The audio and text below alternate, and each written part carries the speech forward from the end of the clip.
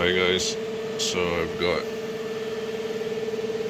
these coils here charged up pretty good. I'm getting to the top here, 105 volts DC there is where they'll be topped out. They'll be at 2.5 each volts each. These are 500 farad caps each. I don't know what the total capacity is when you're in series like that. It does take a long time to charge. And I wanted to say too is thanks to K Energy, I totally forgot a long time ago that he told me about these MOSFETs. These monster 100 amp MOSFETs that can like dissipate an insane amount of power through heat. Like they can handle huge currents. They're really good, really efficient. I forgot I had them. So yeah, thanks Kate. He told me about them a long time ago when he was working on his outboard motors. K Energy. You can't even test them with this. It just tells you that you're testing a resistor. Meanwhile, it's a perfectly good MOSFET. But what I have here going on is I got the feedback loop here started by feeding the high voltage back into the input batteries. It's just a test run. What I'm trying to do right off the bat here is equalize these capacitors. What you have to do is get them above their rated voltage where these protection circuits kick in at 2.5 volts each.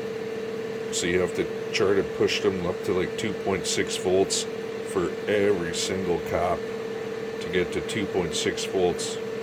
And then once that happens, you can take the power, you can leave them sit and they won't drop much in voltage, only drop like a volt or so after that, because they're equalized.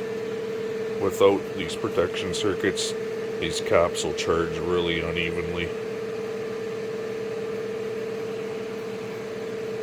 And I've actually blown them up. When they hit 4 volts or so, they like to start to blow up. So yeah, you need these circuits on. But you have to balance them though. Otherwise these will drop the voltage and use power, because you'll find one cap will be at like 2.7 volts almost, and the other one will be at 1.5. So, you know, this one's burning power off while the other one's trying to turn up the voltage. So it's important to get them equalized. But here's that circuit just beefed up, bigger MOSFET. I've got these LEDs here in series.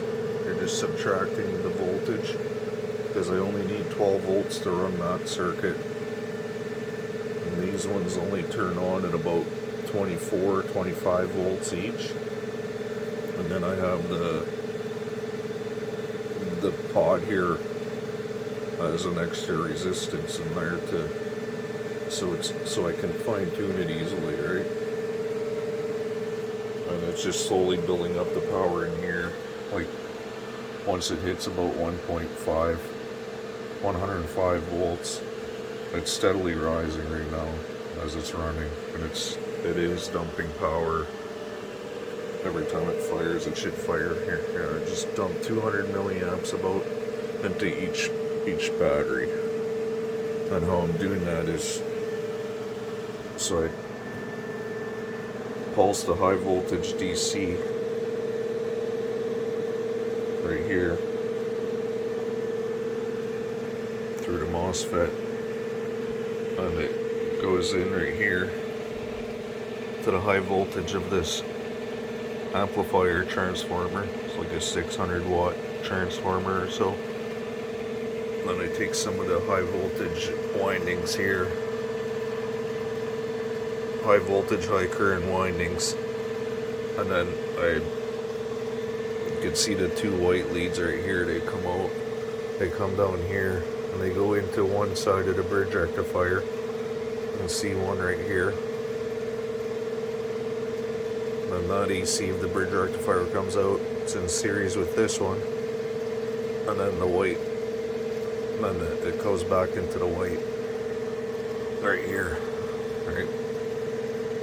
And that totally isolates the batteries, because each bridge rectifier's on one set of these 12-volt batteries right here. You can see down here, that's where all that is. This mess of wiring I have right now, but the green and yellow, the green goes to the positive, bypassing the shunt, just going in through the BMS, and then to the positive right there. And the other one's doing the same thing on that side. Just a big mess of wiring right now, but it's working. The first test run with it, and it's working awesome.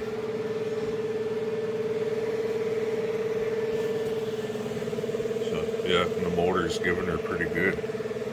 A lot of, you can't tell, but it runs so smooth. It's doing over 2,000 RPMs.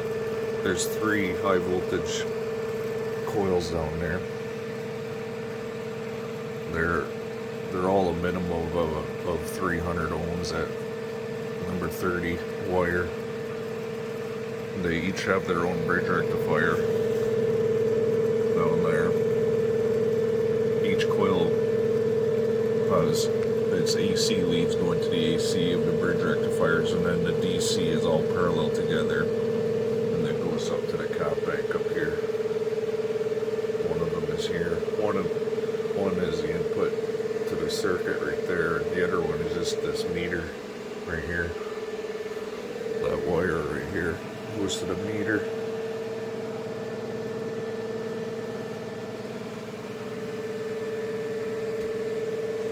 Oh yeah, and they're dumping and this one's about to dump here. Should give about 3 amps or so.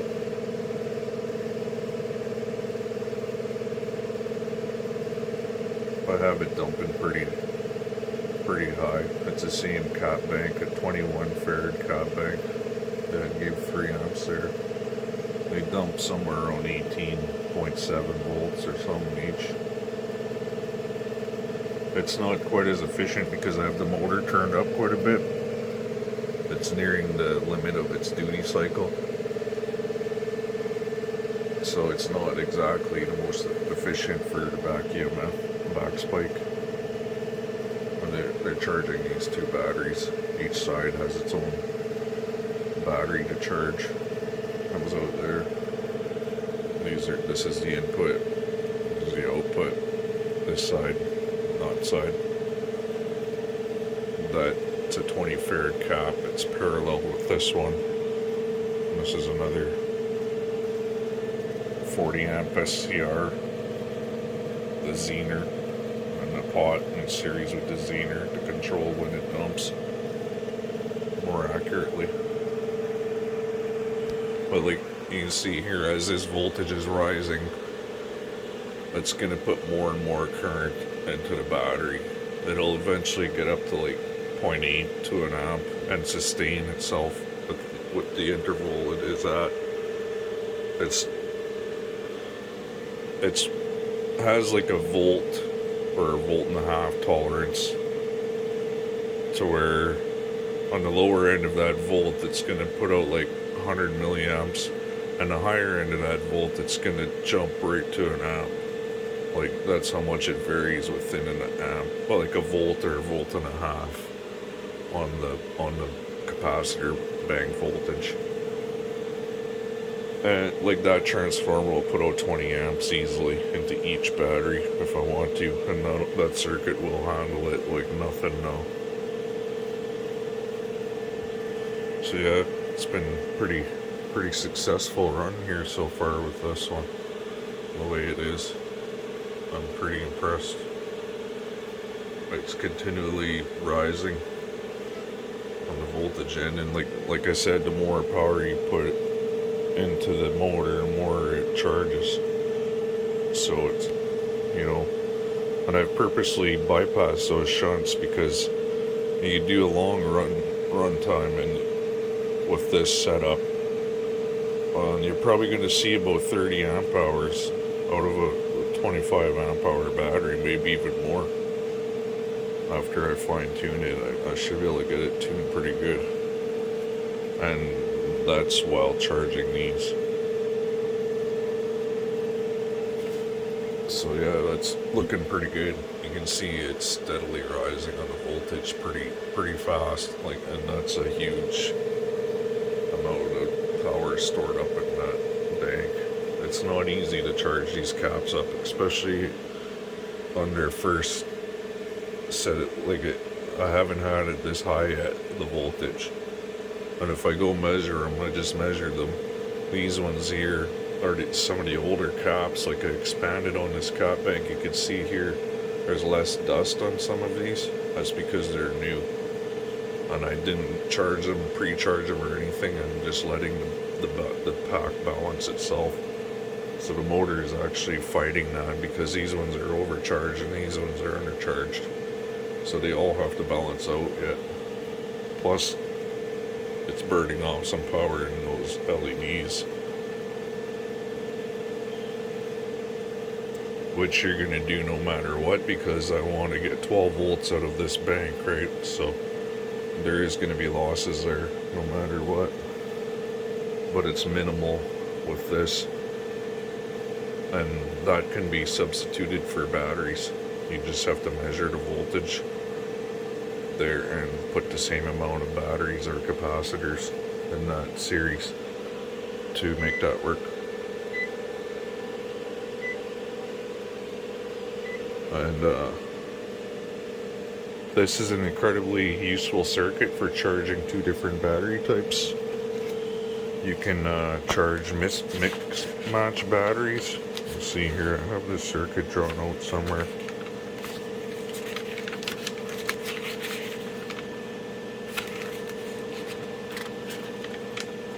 Here, I think this is it, yeah.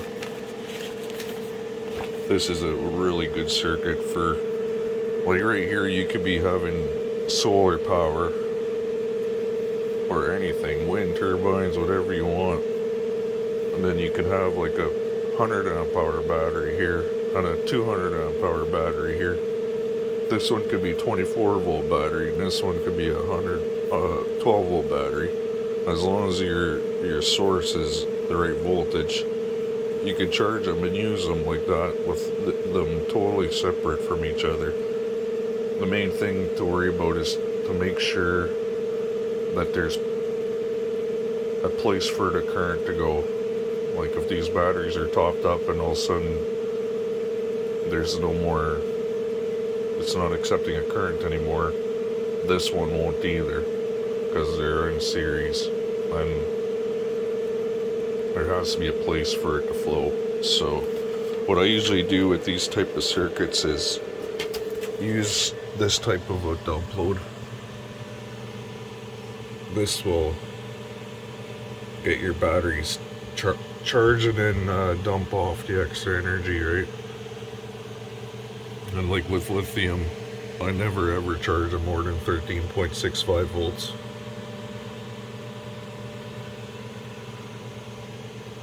Not on a solar system like this one's on. This is just a cheap battery that runs my stereo and stuff in here. Right, so. But it's always full with this type of thing. The BMS tells you it's full too. It really is full at that voltage. So yeah, it's been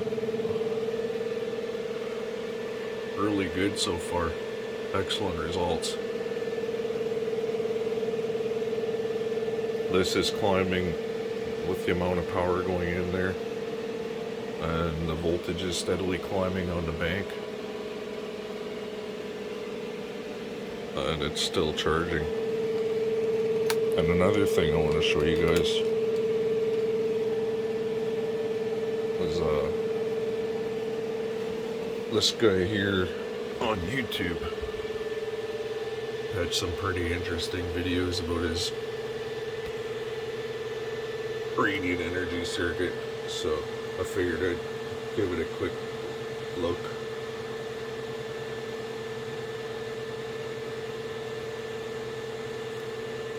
MTECH Industries. So I've had a few of these things laying around, the rods and had some old transistors. So I figured I'd just slap this together to see if what he was showing was anything viable. But yeah, it definitely looks pretty interesting from what I've found out anyway. I've did a little bit different, but I'm still getting similar results. Transistor, I don't have the right one. I've got some of the ones he's using on order. So I've changed the circuit a little bit to make this transistor work. So let me just turn it on here. And the scope is right here, paralleled with this light bulb. The light bulb has the meter here in series with it, so we can see the current going to the light bulb. This is the current that's going to be coming out of the battery going into the circuit.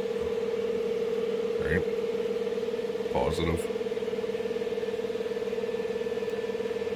To the coil here. Met glass.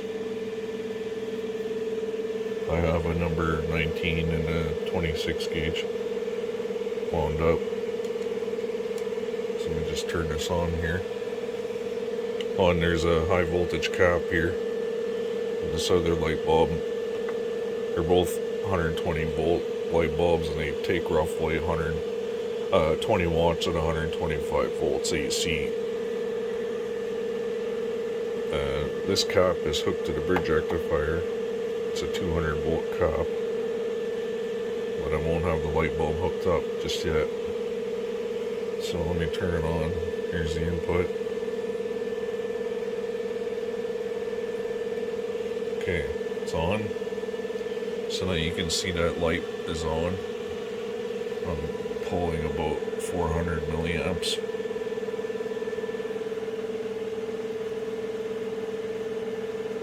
And that light bulb's getting some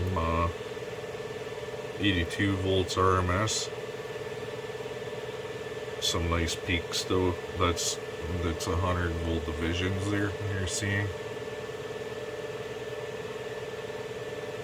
Pulsed.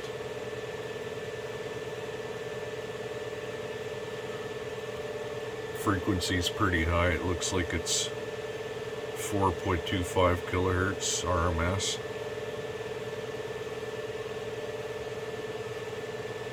So, and that's about roughly what because you can see the current here going into the light bulb. It's somewhere around 35, 40-ish milliamps.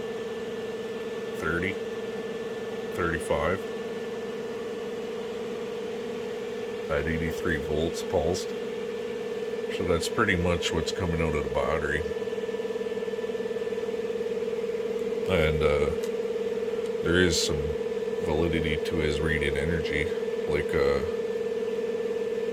you can see that doesn't affect the input with this small source anyway, right? This camera sucks for focusing.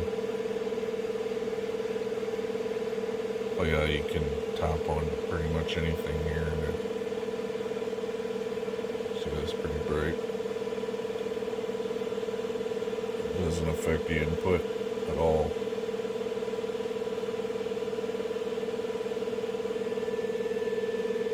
And when that's off, there is nothing.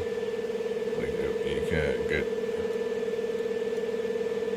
like, I can touch any piece of metal around here and it lights.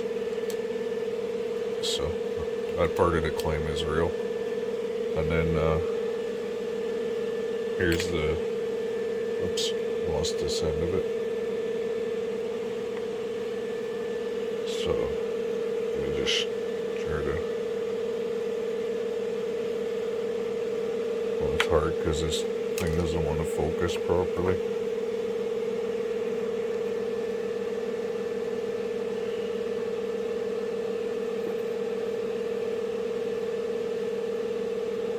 I can pulse it. So now I've got the bulb on all the way down. Doesn't make it go up much at all. That one just got dimmer. The current went up a bit.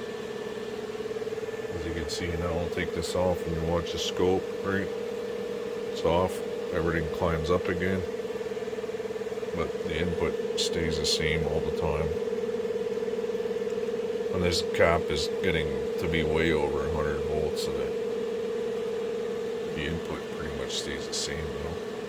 See? That's what's the current is going in through there.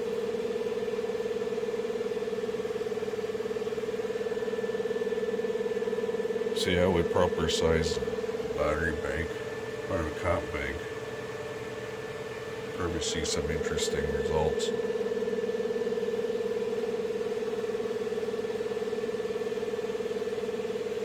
But yeah, figured I'd share that.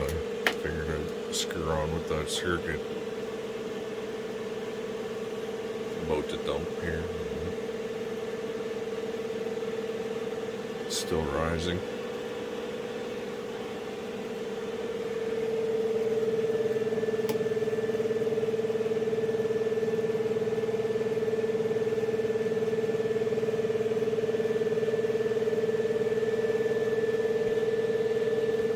See what it puts out here now for next time when it fires.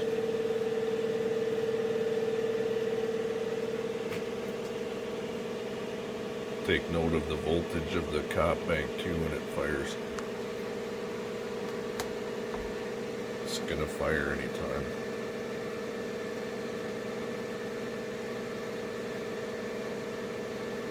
Right. See now it's up to 300 milliamps.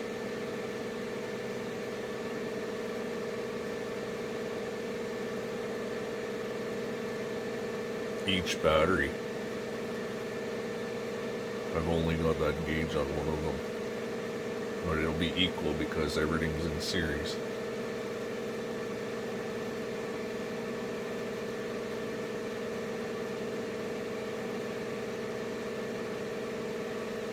And you can see the voltage is still rising in the bank. And after 105 volts, it'll be really hard to push any more power into that cap bank because of the resistors. Gonna fire again. Yeah, we're getting up close to 300. But just wanted to post that, share.